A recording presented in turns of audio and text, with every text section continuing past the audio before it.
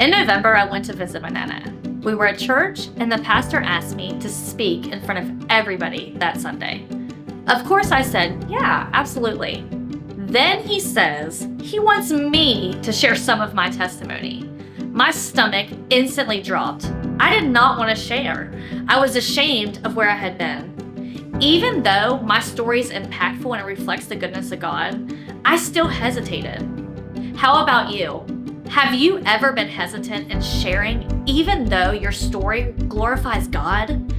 Now, you may not have been asked to share in front of the church, but I'm sure there have been many situations where sharing your story would have made an impact. Maybe at your job, maybe at the grocery store, or maybe even at a sporting event. Whether you shared or you didn't, did you hesitate like I did? Did you feel ashamed, or did you have fear in sharing?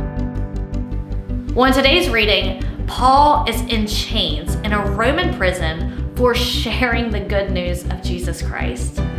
Yet he's not hesitant in his sharing. He says because of his imprisonment, most believers there have gained confidence and they boldly speak God's message without fear. By seeing Paul's unwavering faith despite his imprisonment, believers can have confidence to speak out against fear, and they can share their testimonies without hesitation. Paul shared despite his chains, and others were impacted because of it.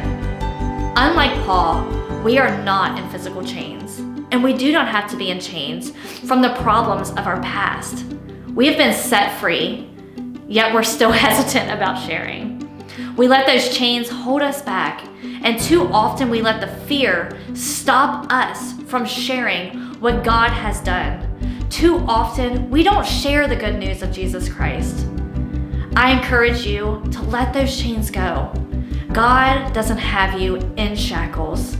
My challenge for you this week is to share your testimony with one person. The more we share, the more confident we become. So let's build our confidence.